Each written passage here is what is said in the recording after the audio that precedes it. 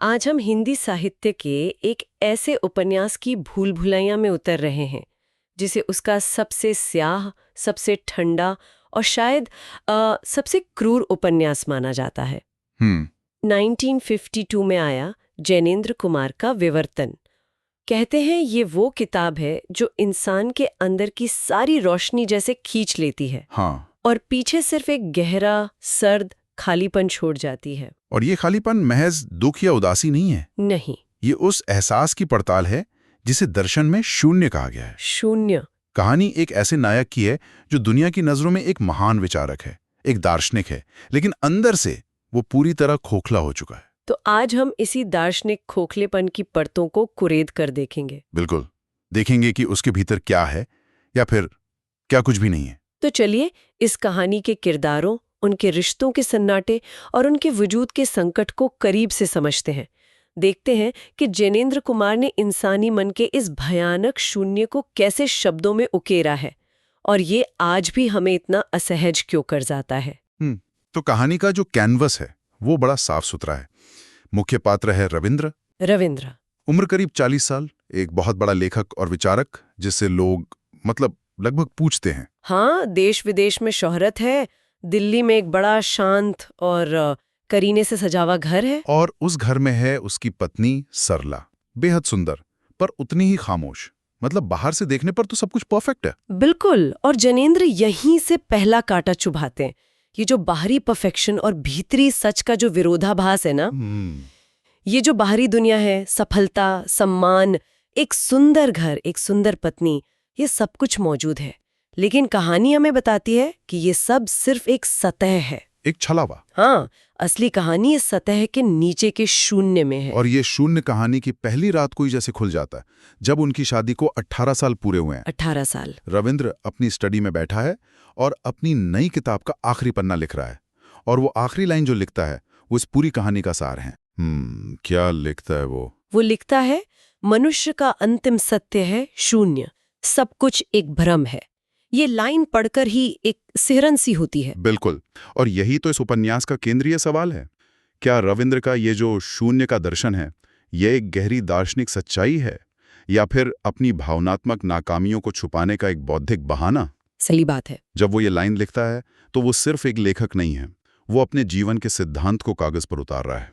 और फिर इसी सिद्धांत को लेकर वो अपनी पत्नी सरला के पास जाता है। हाँ, और वो सीन तो कमाल का है। वो सरला के कमरे में जाता है, उसे याद दिलाता है कि आज उनकी सालगिरह है, 18 साल। हाँ। सरला बस एक हल्की बेजान सी मुस्कान देती है और कहती है, हाँ 10। बस बात वहीं खत्म हो जाती है। 18 साल का रिश्ता इस एक शब्द और एक बेजान मुस्कान में सिमट जाता है।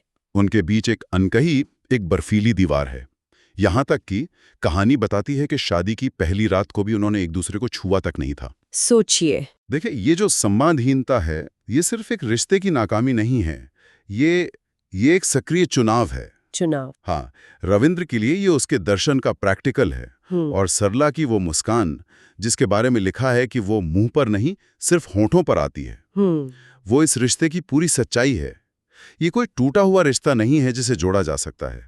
नहीं, ये एक ऐसा रिश्ता है जिसका होना या ना होना ही बेमानी हो चुका है। मतलब उनका साथ रहना भी उतना ही अर्थहीन है जितना अलग हो जाना। बिल्कुल, ये एक ठहराव है, एक जड़ता। तो मतलब रविंद्र ने अपने चारों तरफ शून्य की एक मजबूत अदृश्य दीवार बना लिया है, एक किला जैसा। हाँ, एक किला जिसमें कोई भावना घुस ही नहीं सकती। पर देखिए, हर किले की दीवार को कोई ना कोई चुनौती तो देता ही है। और इस कहानी में वो चुनौती बनकर आती है मीरा। बिल्कुल, मीरा एक तूफान की तरह है। हाँ। वो रविंद्र की युवा सुंदर शिष्या है।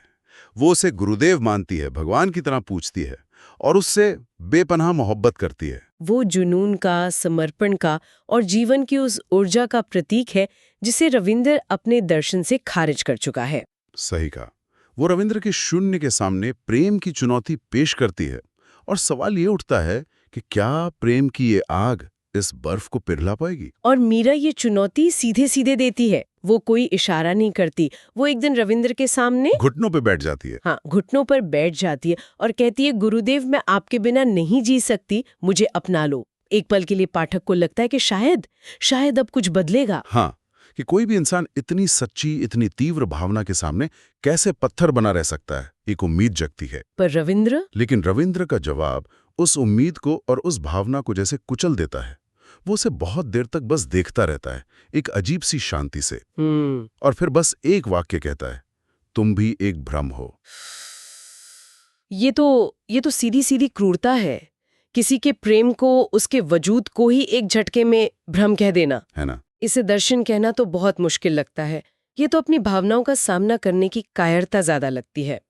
जैसे कोई दर्शन की आड़ में अपनी जिम्मेदारियों से, इंसानी जुड़ाव से भाग रहा हो। आपका सवाल बिल्कुल वाजिब है, और शायद यही जैनेंद्र चाहते हैं कि हम पूछें, क्या ये दार्शनिक गहराई है या भावनात्मक कायरता? हाँ। रविंद्र के नजरिए से देखें तो शायद ये क्रूरता नहीं बल्कि ईमानदारी है। वो जो मानता है वही कह रहा है। उसके लिए अगर पूरी दुनिया एक भ्रम है तो प्रेम का ये तीव्र आवेग भी उसी भ्रम का हिस्सा है। अच्छा? यहां ये साफ हो जाता है कि उसका शून्य सिर्फ किताबी फलसफा नहीं है, वो उसे जी रहा है। ये उसकी सच्चाई बन चुकी है, और इस सच्चाई के आगे उसे मीरा का प्रेम भी उतना ही अर्थहीन लगता है जितना सरला का साथ। और इसके बाद तो जैसे रविंद्र का जीवन एक लैबोरेटरी बन जाता है, और वो खुद एक साइंटिस्ट। हाँ, वो जानबूझकर लोगों को करीब लाता है, भावनाओं को उकसाता है और फिर उन्हें दूर धकेल देता है, सिर्फ ये देखने के लिए कि क्या उसके अंदर कोई प्रतिक्रिया होती है, क्या उसके अंदर कोई भावना बची भी है या नहीं। हाँ, वो खुद को बार बार कुरेद रहा है ये साबित करने के लिए कि वो सच में खाली हो चुका है। ये एक तरह की आत्मविनाश की प्रक्रिया है। वो अपने शून्य को प्रमाणित करना चाहता है। वो देखना चाहता है कि क्या कोई भी चीज, कोई भी इंसान, कोई भी रिश्ता उसे इस शून्य से बाहर खींच सकता है। और हर बार वो खुद को सही साबित करता है। बिल्कुल। उसका हर एक्शन इसी एक बात की पुष्टि करता है कि जीवन में किसी भी चीज का कोई अर्थ नहीं है। ये एक खतरनाक खेल है जो वो अपने और दूसरों के साथ खेल रहा है। इसी सिलसिले में एक दिन वो सरला से एक ऐसा सवाल पूछता है जो उनके 18 साल के रिश्ते की नींव हिला देता है। वो पूछता है, मैंने तुमसे कभी प्यार नहीं किया, तुम भी मुझसे नहीं करती, फिर हम 18 साल से साथ क्यों हैं? ये सवाल ही अपने आप में कितना ठंडा और बेदर्द है। और सरला का जवाब इस कहानी के दर्शन को एक वाक्य में समेट देता है। क्या कहती है वो? वो बहुत देर खामोश रहती है और फिर धीरे से कहती है, क्योंकि अलग होने का भी कोई मतलब नहीं। कमाल है, ये एक लाइन ही सब कुछ कह देती है। बिल्कुल। ये संवाद अस्तित्ववाद के दर्शन के केंद्र में है। यहाँ एक्शन या इनएक्शन, कर्म या अकर्म, दोनों का कोई कारण नहीं है। बस एक जड़ता है। हाँ, बस एक जड़ता है। साथ रहना जितना बेमतलब है, अलग होना भी उतना ही बेमतलब। ये दिखाता है कि उनके जीवन में किसी भी विकल्प का, किसी भी चुनाव का कोई अर्थ नहीं बचा है। सब कुछ बराबर है। सब कुछ बराबर है, क्योंकि अंत में सब कुछ शून्य है। ये वो पॉइंट है जहां जीवन की सारी ऊर्जा खत्म हो जाती है। और फिर कहानी अपने चरम पर पहुंचती है जब जीवन की सबसे बड़ी सच्चाई रविंद्र के दरवाजे पर दस्तक देती है, मौत। उसे पता चलता है कि उसे अंतिम स्टेज का कैंसर है। डॉक्टर कहते हैं कि बस कुछ महीने बचे हैं। ये सुनकर कोई भी इंसान टूट जाएगा, डरेगा, अपने जीवन का हिसाब किताब करने लगेगा। लेकिन रविंद्र, वो हंसता है। हाँ, वो हंसता है और कहता है, अब अच्छा हुआ, अब सचमुच देखूंगा कि मृत्यु के सामने भी कुछ महसूस होता है या नहीं। क्या? सोचिए, मौत जो सबसे बड़ा डर है, जो हर चीज को अर्थ देती है, वो भी रविंद्र के लिए एक और प्रयोग बन जाती है। बस एक और एक्सपेरिमेंट। हाँ, वो मौत से डर नहीं रहा, बल्कि उससे भी एक अनुभूति की, एक एहसास की उम्मीद कर रहा है। वो देखना चाहता है कि क्या मौत का डर उसके अंदर के इस गहरे शून्य को तोड़ पाएगा। ये कौन इंसान है जो अपनी मौत की खबर सुनकर हंसता है? क्या वो सच में इतना डिटैच्ड हो चुका है, या ये भी एक दिखावा है अपने दर्शन को अंत तक सही साबित करने की एक आखिरी, एक डेस्परेट कोशिश? ये सवाल उपन्यास खुला छोड़ देता है। शायद दोनों बातें सच हैं। शायद वो इतना डिटैच हो चुका है कि उसे फर्क नहीं पड़ता, और शायद वो अपने आप को यह यकीन दिलाना चाहता है कि उसे फर्क नहीं पड़ता। उसका पूरा जीवन एक परफॉर्मेंस बन चुका है और मौत उसका आखिरी एक्ट है। और वो आखिरी एक्ट भी उतना ही ठंडा और खाली है। बिल्कुल। कहानी के अंतिम दृश्य में रविंद्र बिस्तर पर है, सरला पास चुपचाप बैठी है और कमरे के एक कोने में मीरा खड़ी रो रही है। रविंद्र आंखें बंद करता है और उसके दिमाग में कोई याद नहीं आती, ना बचपन की, ना अपनी माँ की, न सरला के साथ बिताए 18 सालों की, न मीरा के प्रेम की। कुछ नहीं। बस एक अथाह पूरा खालीपन, और उस खालीपन के बीच वो एक हल्की सी मुस्कान के साथ मर जाता है। यहाँ मृत्यु भी उसे कोई अनुभूति नहीं दे पाती। वो मुस्कुराता है शायद इस बात पर कि अंत तक उसका शून्य ही जीता। हाँ। उस कमरे में भावनाओं के दो ध्रुव हैं।